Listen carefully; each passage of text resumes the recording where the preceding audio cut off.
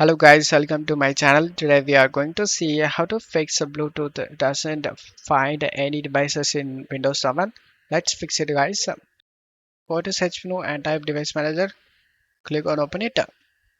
In device manager, if you doesn't see Bluetooth, then where a motherboard doesn't have Bluetooth supported, then you just need to buy a Bluetooth dongle and plug into Viva USB drive. After plugging the USB dongle, the USB driver will appear guys in this list and check if the problem solved or not.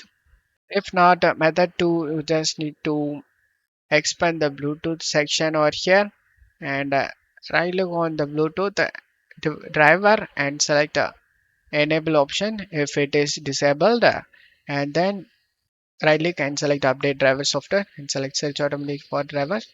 And after getting done, check if the problem solved or not.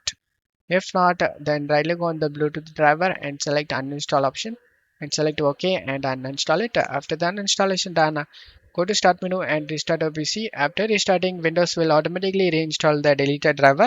If this method doesn't fix method 2, you just need to go to search menu and type services. Click on open it. In services, you just need to find Bluetooth support service. Double click on it. Set startup type to automatic and select apply and select stop and start the service and select OK. And now restart your PC. After restarting, your problem should be fixed. Don't forget to level, guys. Thank you.